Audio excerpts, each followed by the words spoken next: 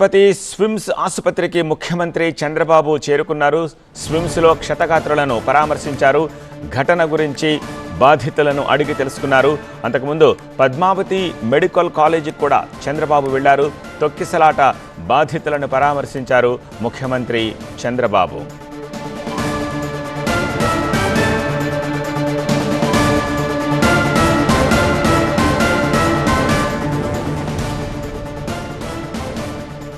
తొక్కిసలాట బాధితుల్ని పరామర్శించడానికి, అలాగే ఘటనకు సంబంధించి ఏమి జరిగింది అనేది అధికారులతో పాటు ఈవెన్ క్షతగాత్రులను కూడా అడిగి తెలుసుకుంటూ ఉన్నారు ముఖ్యమంత్రి చంద్రబాబు. ఈ నేపథ్యంలో స్విమ్స్ ఆసుపత్రికి చంద్రబాబు చేరుకున్న దృశ్యాలను చూస్తూ ఉన్నాము. క్షతగాత్రులను ఆయన పరామర్శించారు. ఘటన గురించి బాధితులను అడిగి తెలుసుకుంటూ ఉన్నారు. పద్మావతి మెడికల్ కాలేజీకి సైతం చంద్రబాబు వెళ్లారు. అక్కడ కూడా తొక్కిసలాట బాధితులు చికిత్స పొందుతూ ఉన్నారు. సో వాళ్లను పరామర్శించి వాళ్లను సైతం ఘటన ఎలా జరిగింది ఏమిటి అని అడిగి తెలుసుకుంటున్నారు. అలానే అధికారులను కూడా వివరాలు అడిగి తెలుసుకుంటోన్న పరిస్థితి కనిపిస్తోంది.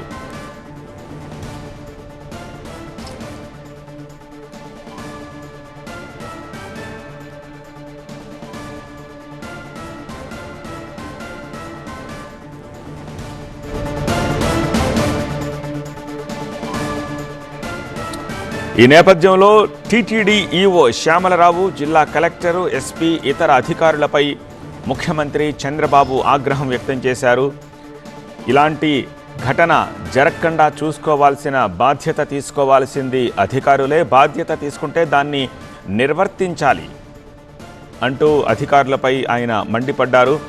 భక్తుల రద్దీ పెరుగుతూ ఉంటే తిరుమల తిరుపతి దేవస్థానం అధికారులు ఏం చేస్తున్నారని ప్రతి ఒక్కరికి చెప్తున్నాను.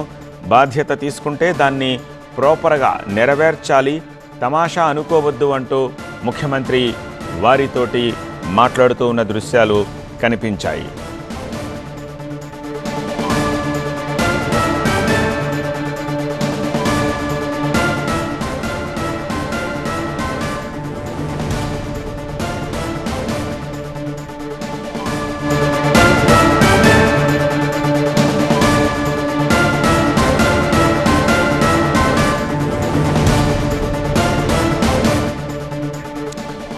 సీఎం వెంట మంత్రులు అనగాని సత్యప్రసాద్, బొంగలపూడి అనిత, ఆనం రామనారాయణ రెడ్డి, నిమ్మల రామానాయుడులను సైతం మనం చూస్తూ ఉన్నాము.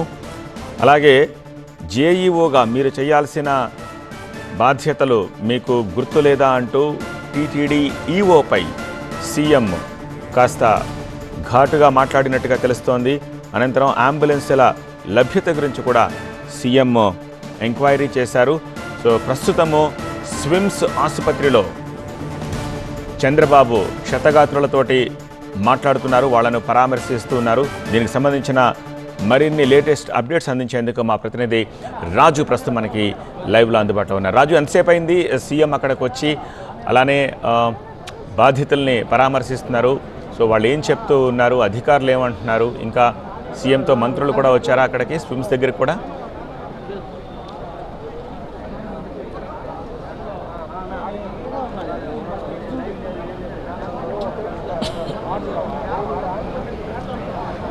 దాదాపు 15 నిమిషాలు అయింది. ఇప్పటివరకు ముఖ్యమంత్రి అయితే లోపల పద్మావతి మెడికల్ కాలేజీలో క్షతగాత్రులను పరిశీలిస్తున్నారు, వాళ్ళతో మాట్లాడుతున్నారు, వాళ్ళకి అందుతున్న వైద్య సేవలపై ఆరా తీస్తున్నారు. ఘటనకు సంబంధించినటువంటి ఆరా తీసే ప్రయత్నం ఇప్పటికే ముఖ్యమంత్రి చేశారు. కాబట్టి మంత్రులు, ప్రత్యేకించి మంత్రులు కొన్ని వివరాలు వెల్లడించారు. మరోవైపు ఎక్కడైతే పద్మావతి మెడికల్ కాలేజ్ హాస్పిటల్లో ఉన్నట్టు వైద్య ఆరోగ్య శాఖ మంత్రి ఉదయం నుంచి కూడా ఇక్కడే ఉన్నాడు. క్షతగాత్రులు మొత్తం 35 మందిలో 2 చనిపోయారు, 4 డిశ్చార్జ్ అయ్యారు. ప్రస్తుతం 29 మంది మాత్రమే ఉన్నారు. ఈ 29 మందికి మెరుగైన వైద్య సేవలే అందుతున్నాయని ముఖ్యమంత్రికి వైద్య ఆరోగ్య శాఖ మంత్రి సత్యకుమార్ చెప్పారు. మరోవైపు స్విమ్స్ డైరెక్టర్ రవికుమార్ కూడా ఇప్పటి వరకు కూడా, అంటే నిన్న రాత్రి నుంచి ఇప్పటి వరకు కూడా వైద్య సేవలు ఏ రకంగా ఉందని, వాళ్ళ ఆరోగ్య పరిస్థితి ఏ విధంగా నిలకడగానే ఉన్నారు, అందరూ కూడా కోలుకుంటున్నారు, ఏ రకమైన ఇబ్బంది లేదని చెప్పే ప్రయత్నం అయితే లోపల చేస్తున్నట్టుగా తెలుస్తుంది. అయితే ముఖ్యమంత్రి 15 నిమిషాలుగా క్షతగాత్రులు వాళ్ళ బంధువులు బాధిత కుటుంబ సభ్యుల్ని పరామర్శించడము, చనిపోయిన కుటుంబ సభ్యులకు సంబంధించినటువంటి వాళ్లకు భరోసా ఇచ్చే ప్రయత్నం అయితే ముఖ్యమంత్రి చేస్తున్నారు. ఒక దురదృష్టకర సంఘటన, విచారం వ్యక్తం చేస్తూనే దిగ్భ్రాంతిని వ్యక్తం చేసిన ముఖ్యమంత్రి ఖచ్చితంగా దీనికి బాధ్యులైన వాళ్ళపై ఆరా తీయడం అనేది ఒకవైపు అయితే, మరోవైపు బాధిత కుటుంబ సభ్యుల్ని పరామర్శించి వాళ్ళకి అండగా భరోసా ఇచ్చే ప్రయత్నం అయితే ముఖ్యమంత్రి చేస్తున్న పరిస్థితి కనిపిస్తుంది. మరి కాసేపట్లోనే ముఖ్యమంత్రి ఇక్కడి నుంచి నేరుగా టీటీడీ అడ్మినిస్ట్రేటివ్ బిల్డింగ్కి వెళ్ళి అధికారులతో సమీక్ష నిర్వహిస్తారు. అసలు ఈ ఘటన జరిగింది అన్న దానిపైన ఇప్పటికే ఎక్కడైతే బహిరాగపట్టడంతో నిన్న స్టాంపింగ్ జరిగిందో అక్కడికి వెళ్ళి తొక్కిసలాట ఏ విధంగా జరిగింది, ఎన్ని గంటల సమయంలో జరిగింది, తీసుకున్నటువంటి జాగ్రత్తలు ఏంటి, డూసు డాస్ అంటే ఏ రకంగా అంటే తీసుకోవాల్సిన జాగ్రత్తలు ఏంటి, మీరు తీసుకున్న జాగ్రత్తలు ఏంటి, అసలు ఇప్పటి వరకు కూడా అధికార యంత్రాంగము చేసినటువంటి నిర్వాహకం ఫలితమే ఇదని చెప్పేసి ముఖ్యమంత్రి భావిస్తున్నారు. కాబట్టి అధికారులు చెప్పిన ప్రతి ప్రశ్నకు, ముఖ్యమంత్రి అడిగిన ప్రతి ప్రశ్నకు అధికారులు ఇచ్చే సమాధానం మాత్రము సంతృప్తికరంగా లేకపోవడంతో ముఖ్యమంత్రి మరింత ఆగ్రహం వ్యక్తం చేశారు. అయితే మంత్రులు, జిల్లా ఇన్ఛార్జి మంత్రిగా ఉన్నటువంటి అనగాని సత్యప్రసాద్తో పాటు దేవాదాయ శాఖ మంత్రి ఆనం రామనారాయణ రెడ్డి చాలా వివరంగా నిన్న ఘటన ఏ విధంగా జరిగిందని చెప్పే ప్రయత్నం చేశారు. అసలు జాగ్రత్తలు తీసుకుని ఉంటే ఈ ఘటన జరిగి ఉండేది కాదని ఆనం రామనారాయణ రెడ్డి చెప్పారు. మరోవైపు టీటీడీ ఈవో కూడా అంటే ఎవరైతే హోల్డింగ్ పాయింట్లో పెట్టినటువంటి వాళ్ళని పార్కులో హోల్డింగ్ సెంటర్గా పెట్టారు కాబట్టి వాళ్ళని బయటికి వదిలే సమయంలో అంటే మెయింటైన్ చేయడంలో వైఫల్యం చెందింది. ఖచ్చితంగా ఒక రెగ్యులేషన్ లేకపోయి అంటే పూర్తిగా క్రమబద్ధీకరించి వదిలి ఉంటే క్యూ లైన్లోకి ఈ ఇబ్బందికరమైన పరిస్థితి ఉండేది కాదు అని ఈవో చెప్పే ప్రయత్నం చేసినప్పుడు ఖచ్చితంగా ఓ బాధ్యత అప్పచెప్పింది. ఎవరికి ఏ బాధ్యతలు అప్పచెప్పారు, వాళ్ళ బాధ్యత వ్యక్తి ఎవరికైతే అప్పచెప్పింటారో వాళ్ళు ఆ బాధ్యత నెరవేర్చారా లేదా. మళ్ళీ ఈవోని కూడా చాలా సూటిగానే కొన్ని ప్రశ్నలు వేశారు. ఎస్పీని అడిగారు, అసలు సెక్యూరిటీ ఎంత ఉంది, టీటీడీ నుంచి మీకు ఎంత సెక్యూరిటీ రిక్వైర్మెంట్ ఉందని వచ్చింది, అసలు కొత్త ప్లేస్లో పెట్టినప్పుడు మరింత జాగ్రత్తగా వివరించాల్సిన అవసరం ఉంటుంది. మరి ఇలాంటి ప్రికాషన్స్ ఏమీ తీసుకోకుండానే ఏ రకంగా ఈ ఘటనకు కారణకలయ్యారు. అసలు కేవలము నిర్లక్ష్యము, అవగాహన రాహిత్యమే ప్రధాన కారణమని తెలుస్తుంది. ఇక్కడ బాధ్యత అప్పచెప్పినటువంటి ఎవరైతే అధికారి ఉన్నాడో ఆ అధికారి చేసిన నిర్వాహకం ఏంటి అన్న దానిపై ముఖ్యమంత్రి చాలా సూటిగానే ప్రశ్నల వర్షం అయితే కురిపించిన పరిస్థితి కనిపిస్తుంది. అయితే దీనంతటికీ అధికారులు ఇచ్చే సమాధానం మాత్రము నీళ్లు నమిలినట్లుగా తెలుస్తుంది. ఎందుకంటే ముఖ్యమంత్రి వరుసగా ప్రశ్నలు వేస్తుండడము, అధికారుల నుంచి సరైనటువంటి సమాధానాలు రాకపోవడంతో మరింత ఆగ్రహం అయితే వ్యక్తం చేస్తున్నారు.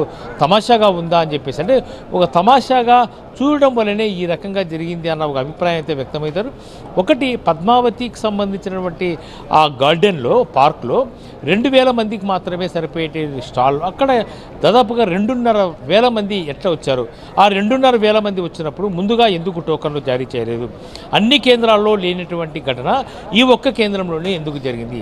తనైన జాగ్రత్తలు తీసుకోకపోవడంతోనే ఈ ఘటన జరిగినట్లుగా ముఖ్యమంత్రి చాలా క్లియర్గా నిర్ధారించుకున్నారు. మరోవైపు మంత్రులు కూడా మినిట్ టు మినిట్ నిన్న 8:30 గంటల సమయం నుంచి 9 గంటల 25 నిమిషాల వరకు కూడా అంటే అంబులెన్స్లు అందుబాటులో ఉన్నాయా, తగిన సిబ్బంది ఉన్నారా లేదా, అసలు క్యూ లైన్లోకి వదిలే సమయంలో పార్క్ నుంచి గేట్లు ఓపెన్ చేసింది ఎవరు, గేట్లు ఓపెన్ చేసే సమయంలో భక్తులు ఒక్కసారిగా ఆతృతతో ఉంటారు, ఖచ్చితంగా వాళ్ళకి టికెట్ దక్కించుకునే ఒక ఇంటెన్షన్ వాళ్ళలో ఉంటుంది. కాబట్టి వాళ్ళని క్రౌడ్ని మెయింటైన్ చేయడంలో ఎందుకు వైఫల్యం చెందారు అనే దానిపై మాత్రం ముఖ్యమంత్రి చాలా సీరియస్గానే స్పందించారు. అయితే ప్రస్తుతం అయితే 29 మందికి చికిత్స అందుతోంది.